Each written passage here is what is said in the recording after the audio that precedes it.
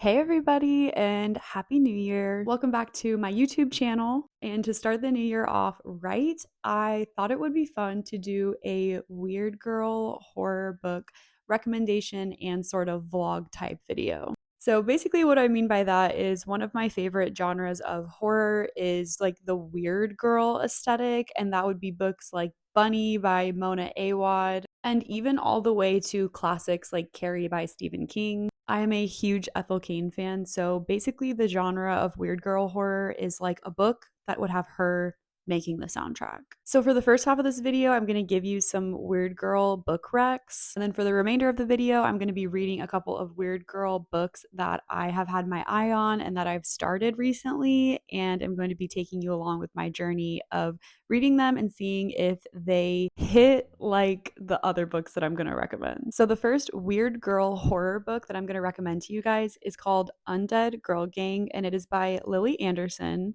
I read this book honestly like 8 years ago, and it's still one of my favorite weird girl genre books that I've ever read. And I do think about it often, so I definitely would recommend it for people even now. This book basically follows a teenage witch, and one day her best friend is found dead along with two of their high school's most notorious mean girls. And basically, the town and the news are saying that these two mean girls and the main girl's best friend had like this suicide pact. And so they all died intentionally. But our main character is like, there's no way my best friend would leave me. And there's no way she would go out with those two girls if she was going to. So she decides to put her magic to use and resurrect all three of the girls who died.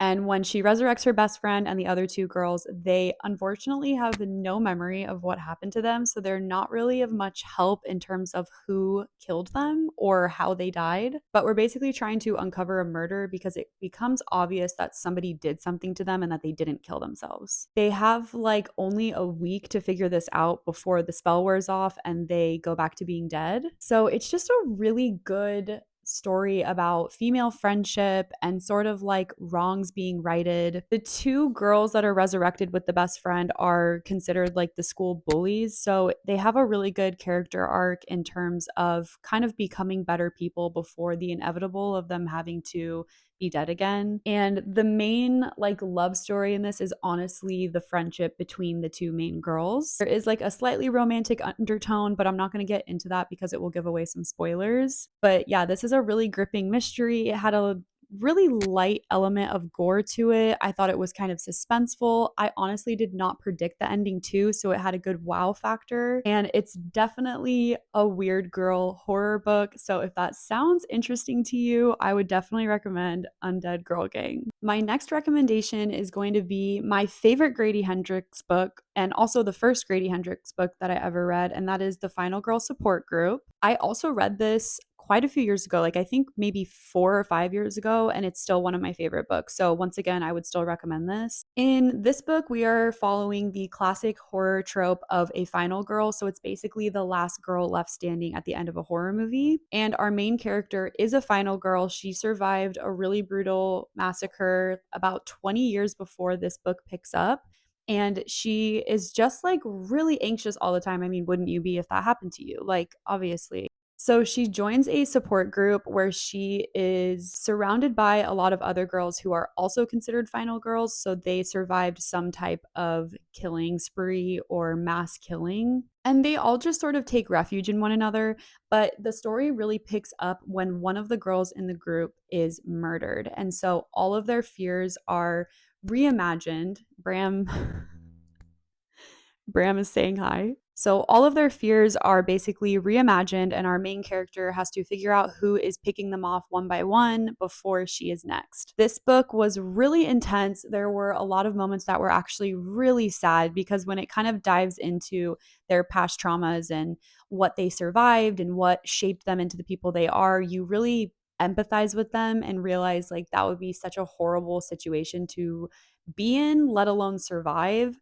So their traumas are really, really, really understandable. There is a slight fantasy element to this book, but I'm not going to get into it because I don't want to spoil it. Other than that, it's not really unrealistic unless you don't like slasher movies or slasher books, because it definitely would fall in that category of like Scream, Halloween, all of that type of campy horror. But I was very surprised by the ending. I did figure out about 50% of it, but the other half, I was like, wow, this is really good writing. And this book is what kind of made me fall in love with Grady Hendrix. I have yet to read another Grady Hendrix book that makes me feel the way that this one did, but it's okay because I love this book so much. So 10 out of 10, definitely recommend. Next, I want to recommend to you guys a book that I am pulling out of the vault. I have had this book for probably 12 years. I want to say I read it at like 14 or 15, but it's one of my favorite books I've ever read. And it's also so beautiful. I would never be able to part with it, even if I didn't like it. Like all of the pages have these really cool designs on them. And it's just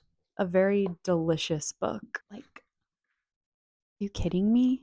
So, this book is called The Dark Days Club and it's by Allison Goodman. This was kind of a random book that I just picked up in Barnes and Noble one day during one of my many excursions because I was frequenting the aisles of that store many eons ago, just as I am still today. This was just sitting there and I was like, wow, this is a very beautiful book. Let me see if it's good. And it was, of course, right up my alley, as anything that is dark and mysterious usually is. But this is sort of a gothic English 1800s vibes book where our main character is sort of plunged into the deep, dark underground of English society when one of her house's maids goes missing and she sort of goes on the hunt to find her. She meets a man and there's this sort of like love interest in him, and he is very much involved in the underground society in London. And our main character finds herself thrown into a scheme to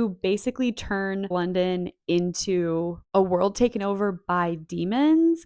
I don't know how else to explain it without giving it away. It's sort of, if you think of like the Mortal Instruments, like City of Bones era, it's kind of like there's like these shadow hunter type people and they basically keep the world safe from evil. But there is this plot to overthrow the good in the world and basically make everything evil. This was a very intense book. It had some scary elements. If you don't like paranormal, haunting, demon, possession type stories, then this might not be the book for you. But if you like the Jack the Ripper type era and just anything in iconic 1800s London, then I think that you would like this. It's very dark, it's very gritty. It has a lot of yearning and angst, and there is some sweet romance in it. Mostly it's a book for the plot, and it is a very good plot. So I recommend this. And then I want to recommend So Thirsty by Rachel Harrison. I have this on my Kindle, so I don't have it physically. This is such good weird girl horror vibes. I read this about 2 years ago, and I really do still think about it all the time. Just like with the Grady Hendrix book, this book prompted me to read more Rachel Harrison, and she does not disappoint. So Thirsty is about two best friends that have been through so much together throughout their lives. I believe they're both in like their late 30s where the novel picks up. So they've seen each other through every era imaginable. But they're kind of both in a period in their life where they're like, what are we doing? And also they kind of find themselves growing apart from each other. So they're like, let's take this trip and see if we can reconnect to each other and reconnect to ourselves. While they are on this trip, they end up meeting this really odd group of people that may or may not be blood-sucking vampires. And they find themselves being killed and then turned into vampires and sort of being thrown into this group's hierarchy. There is a love story in this. There is a lot of friendship in this. There is a lot of gore, but it was so much fun. I loved it. It's a good book about finding yourself, but it's really cool because it's like finding yourself after death. And so, yeah, I just really liked it. There was a lot of really amazing and beautiful quotes in this book, too, that I have highlighted, and I still look back on them from time to time. And I'm like, Rachel Harrison knows what's up. But another 10 out of 10, highly recommend So Thirsty. And lastly, I'm going to recommend a more recent read for me. This was one of my favorite books that I read in 2025. This is Butcher and Blackbird by Bryn Weaver. And I've talked about this book quite a few times in my past videos, so I'll keep it brief. But this is the epitome of weird girl horror. If you like Dexter, or if you just like the weird girl vibes, this is so the book for you. This is a very intensely heavy on the romance and smut style book. So if you're not into that, you might like my other recs better. But if you like weird girl horror with very weird girl romance, then yes, yes, yes, this is for you. Butcher and Blackbird follows two serial killers that kill other serial killers. And when they cross paths one day, they are just absolutely enamored with one another. And they sort of make it their mission to compete with each other and see who can get to their next target before the other one. So it's definitely a cat and mouse type game. They're hunting down their next targets, but they're seeing who can do it better or who can do it faster. And then they obviously fall in love throughout the course of this game. It's sick, it's twisted, it's really fun. It actually is surprisingly sweet and romantic, even though they are absolutely bonkers, but I love both of them. And I think that this is a book that shouldn't be overlooked just because it gets hype. So I recommend this. Okay, so now we're going to move into the second half of this video, which is going to sort of turn into a vlog, just letting you know. These are my 3 hopefuls for my upcoming Weird Girl horror vibes. So I have not read these yet, and I am hoping to love them just as much as all of the recs that I just gave you. First, we're going to start off with Blob by Maggie Sue. Blob follows a very lonely and very confused girl in her mid-20s who has no idea where she's going in life, and she's also sort of reeling from a breakup. And then one night she finds this gelatinous blob outside of a bar, and she notices that the blob seems sentient. So what does she do? She takes it home, obviously. And then as she gives the blob commands and sort of spends time with it, she realizes that it is slowly starting to morph into the man of her dreams. So this is basically like a Frankenstein-esque book about sort of creating something that you have an image of in your mind and it not really turning out into the creation you intended. And it's basically a allegory for not controlling those that you love and realizing that in love you do have to let go of control in order to have more harmony. So this is a weird girl horror with an element of like mental health appreciation and then also relationship appreciation. And I am very excited to dive into the world of Blob.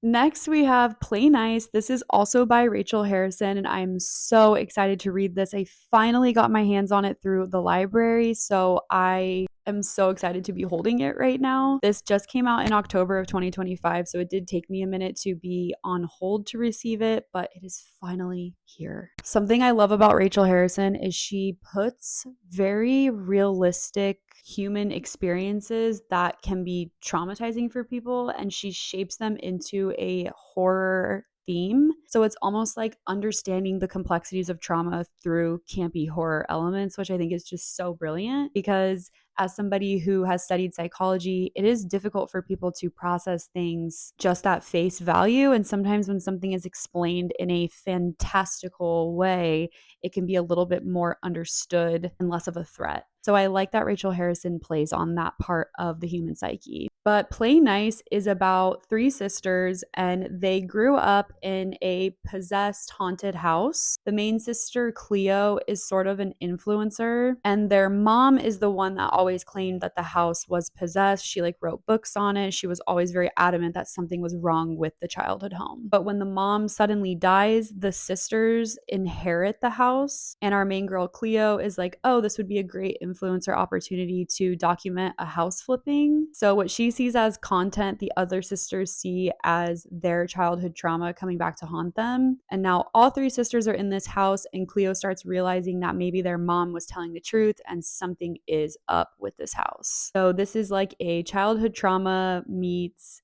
Amityville Horror. How do you say that movie? Amityville Horror? I don't know, but it sounds really good and I'm so hopeful for this. So as we progress through the video, I hope that my excitement lasts. And then lastly, I'm going to be trying I Am Made of Death by Kelly Andrew. I heard about this book a while ago and I finally bought it about a year ago, and it's been sitting on my shelf. I knew that I was saving it for something amazing, so this video finally came about and I was like, yes, it is time for I Am Made of Death. This book follows a man who is the child of a deaf adult. So his dad was deaf, and when his dad dies, he sort of has to pick up some odd jobs in place of being his caregiver. He finds an ad for helping a girl who is also deaf, and she is selectively mute, so she doesn't speak. Basically, nobody knows why, but it's sort of hinted that like the sound of her voice is fatal to others. So she is selectively mute because when she speaks, people die.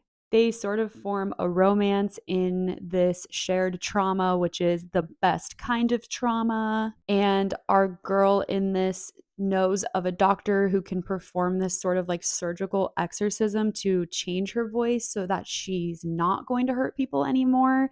And that's basically all I know about this book. And I'm very excited because I love a dark romance. So these are the three that we will be getting into for the rest of this Weird Girl horror vlog. And I hope that you try some of these recs and then also stay tuned and read these three beauties with me. Also, can we just talk about my pants? Just the best thing I've ever felt.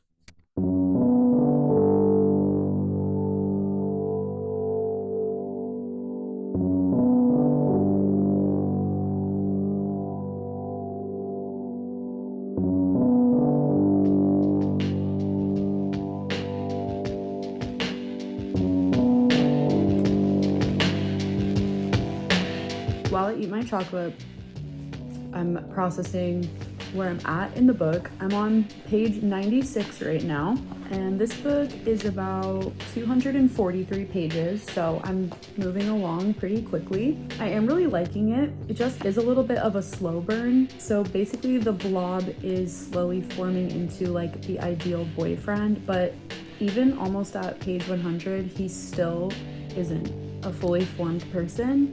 She's kind of still like figuring out how to grow him, and most of the book has just been setting up like who our main character is as a person. Her name is V or Vi. It's Vi, and she's half Taiwanese, half American, so I'm not sure if I'm pronouncing it wrong, but in my head I say V. But we're really figuring out who V is as a person, and she does slip into a lot of stories about her childhood and kind of like what events shaped her to be the person that she is.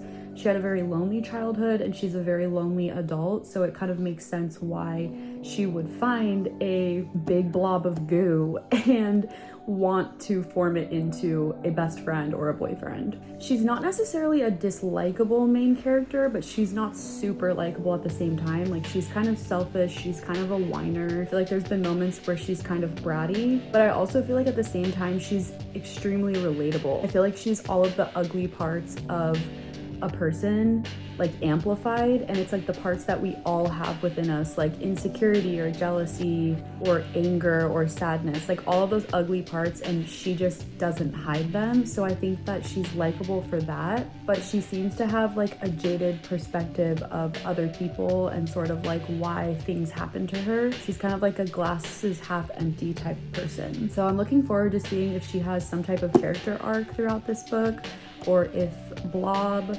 who she named the blob Bob, so maybe Bob will help her transform into a better person, or like maybe he will be a great person when he fully forms. I don't know. And it's definitely a weird girl book.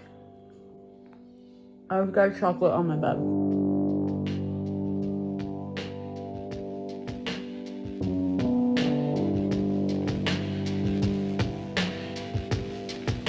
This is my favorite mug I got for Christmas, so yes, I will be drinking out of it year-round. But I finished Blob last night and I have mixed feelings about it. I originally gave it a 4 out of 5, but I think it's more of like a 3.75. I did really enjoy this book, but I think I enjoyed it more for the fact that I found certain areas of it really relatable, and kind of like I was saying earlier, our main character V represents a lot of like human ugliness and kind of like the parts of ourselves that we try to hide, but everybody is intrinsically this way regardless of if we're good at hiding it or not. So I liked those aspects of the book, and there were some other personal things that I just connected to, so I think I enjoyed it. But if we take really what the heart of the book is kind of like supposed to be about and then what it's actually about, it kind of falls flat. Bob the Blob is not really a big part of this story, so I do think for the fact that on its face this book is called Blob,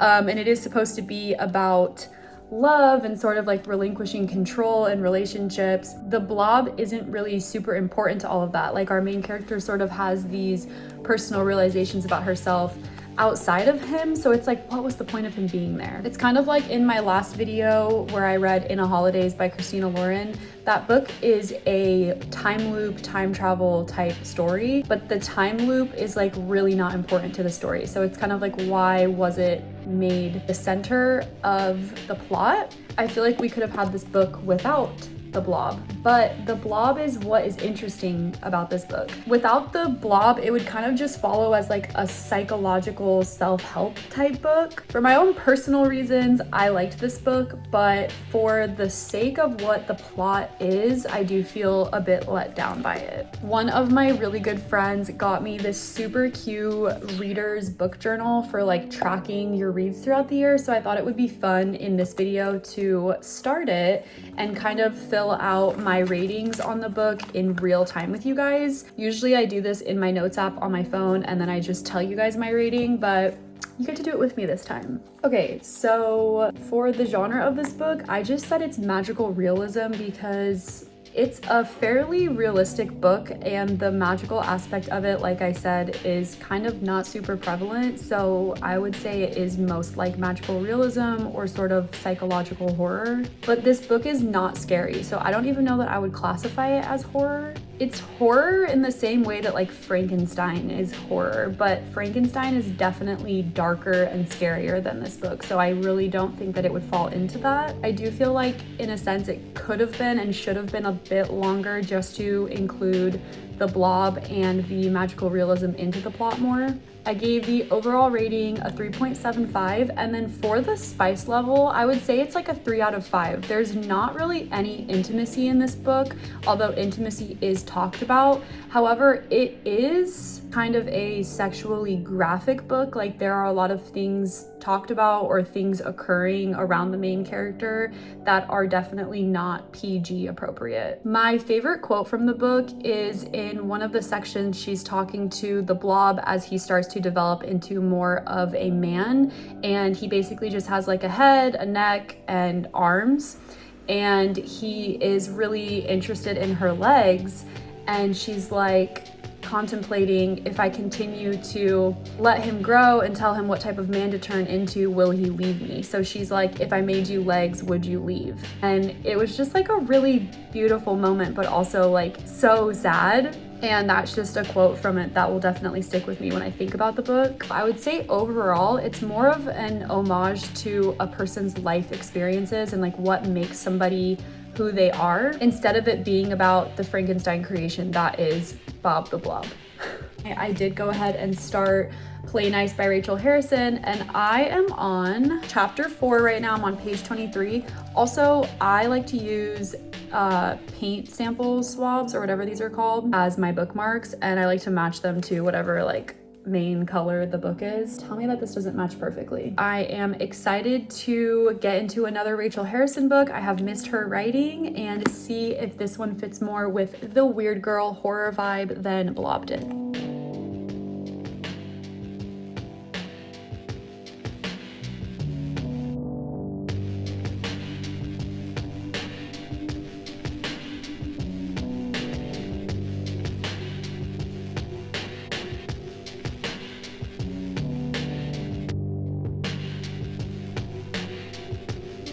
Okay, I am on page 91 and I am really liking this. It actually is pretty freaky. I don't want to necessarily say that it's scary yet, but it is about a haunted house and like possessive type entities in this house. So it's very eerie, very creepy, and some of the things that our main character Cleo is recalling from her memories, like of her childhood, it's really creepy stuff, but like really good writing. I'm loving the dysfunctional family dynamics in this. There is a lot of allegories for childhood trauma overlapping with the idea of a haunted house, and I just think that that's such a cool metaphor, or I don't even know if metaphor is the right word for it, but like it's just a really cool like parallel of the supernatural with real life trauma. I just wanted to shout out my new Kindle case. Look at how freaking cute this is. I very much wanted something to match the vibes of my cross tattoo, and I just like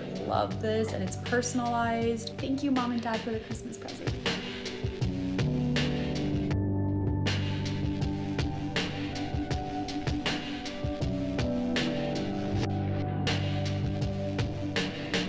Okay, I just finished Play Nice and I did really like it. I gave it a 4 out of 5 stars, and at first I wasn't sure if it was gonna teeter a little bit higher than a 4 or a little bit lower, but I do think it's a solid 4. I do think I liked her other book, So Thirsty, a lot more, just because I feel like there was a warmer element to the characters and I connected with them more, versus this book where I don't feel like I did as much. However, I really connected to the story and I think the plot was fantastic. This is definitely a scary book, so it had way more scary vibes than Blob, and this definitely fits more in the weird girl horror trope because this is for sure a horror book. I did fill out the reading planner page. So for the specific tropes in the book, it's haunted house trope, family dysfunction, and then there's also a heavy presence of addiction. And this book is just chock full of metaphors, and they're not super hard to understand. Like, the demon haunting the house in this book is really a metaphor for grief and anguish and loneliness, and sort of how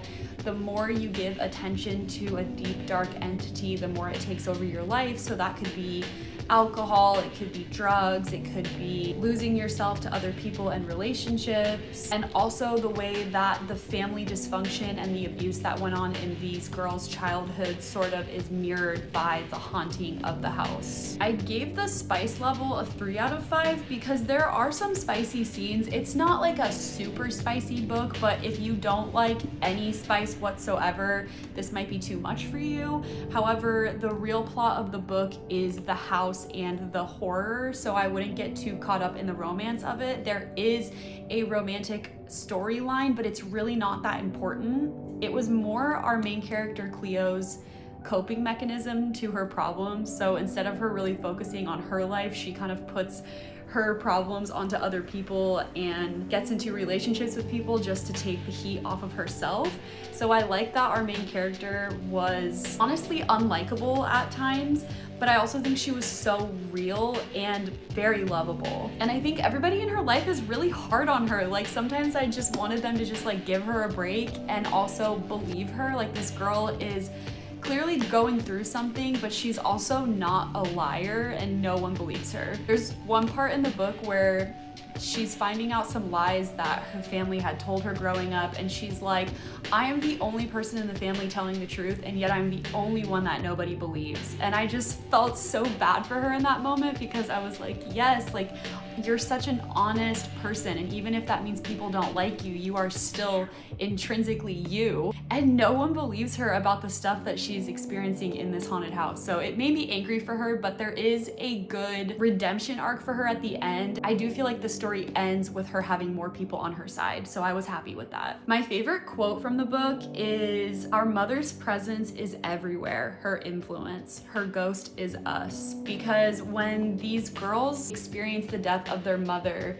they not only are thrown into the past and have to go through all of their childhood trauma, but they realize that their mom left an imprint on them that will never go away. So as much as they don't want to be like her or they don't want to turn into her, they are her and they always will be. Like, your mom grows you and births you into the world. So even if you run far away from a family dynamic, that DNA lives in you forever. But it was definitely scary. So I didn't like reading this late at night or going to bed after, because I definitely was looking around like, what's in my room, what's under my bed. It reminds me so much of The Haunting of Hill House, so if you like that or you like Mike Flanagan style work, then I think you would love this. And now we are going to jump into my last book for this weird girl horror vlog, which is I Am Made of Death by Kelly Andrew. And I have no idea where this book is gonna go, and I'm very excited to find out. Also, look how cool the inside cover is. The dust jacket is like these really cool ravens, and I just love the pink and the black. Oh, delicious.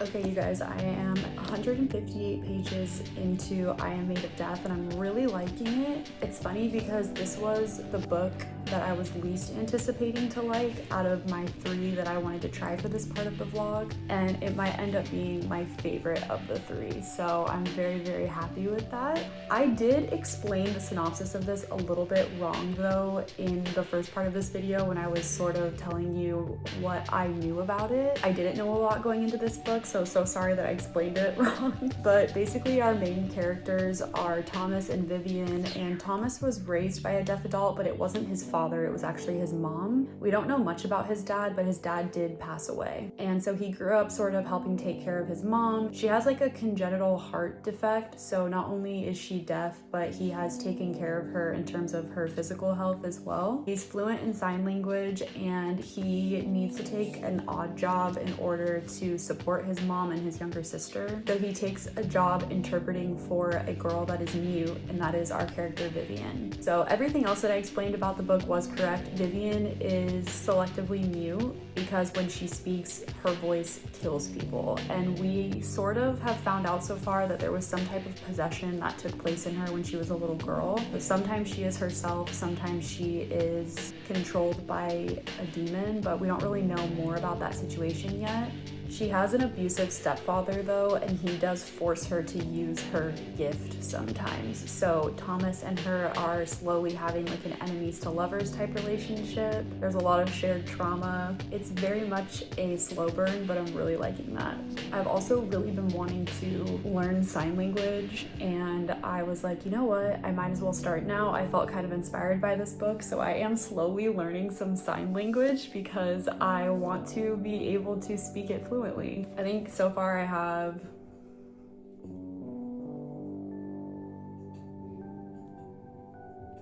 I think that's my name. My name is Sophia. I don't know, if anybody signs, let me know if that's good, but I will keep you updated on my progress with sign language and my progress with I Am Made of Death.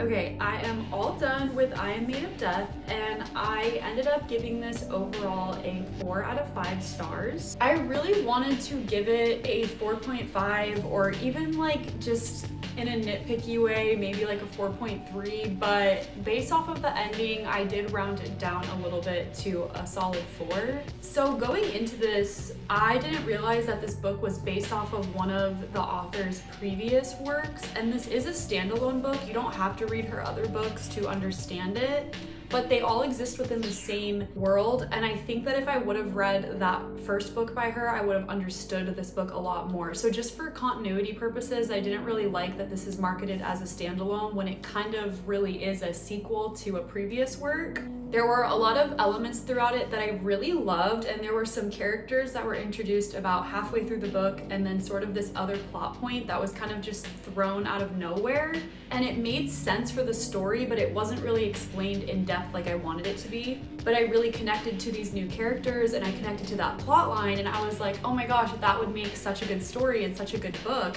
And then after finishing this, I looked, and those characters and that subplot are from the author's previous work that this book is based on. So I think I'm gonna read that because I really liked that part of this. And it did connect to this story really well, but this book was too short to connect all of those things in a way that made sense, in a way that flowed, and in a way that made the ending worth it. I liked the ending of this book, and I think that the climax of the plot was more enjoyable and more rewarding than Blob and Play Nice. I felt a little bit let down by the ending of both of those books, so this one did surprise me in the sense that I really liked it, even though I went into this book completely blind. But I do think that I would have enjoyed it and understood it a lot more if I knew that it was based on another work. So I think I'm gonna read that other book, and then I'll have to reevaluate my rating of I Am Made of Death, just because they go together so well, and I think it's important that you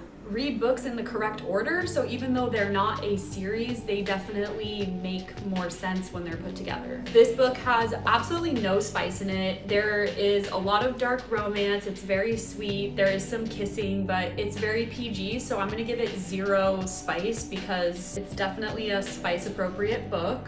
And the plot, I'm gonna give like a 4 out of 5, just because the plot was really good, but I once again just feel a little bit confused because of the context. There are a couple plot holes too that even if I read the previous work by the author, I'm not sure if it will be answered because it was specific to this story. So I'm just like, did I miss that? Was it explained and I just didn't catch it? Or was it just kind of left for interpretation? And I don't really like that. So that is also kind of why the score went down from a 4.5 to a 4. But I really liked it. It definitely fits the weird girl horror genre, so I recommend it if you liked my other recs or if it just sounds intriguing to you. And I do plan on reading Kelly Andrews' other books because I think she's a really good writer and I want more of that subplot that is introduced in this book. But thank you guys so much. If you stayed with me for the whole video, I really appreciate you. I know this was kind of a long one, but I really wanted to give you half recs, half vlog. I've been working on this video for about a month, so I really hope that you enjoyed it, and I hope that you subscribe to my channel and watch my new upcoming videos for the 2026 reading year. But as always, thank you guys, and I'll see you next time.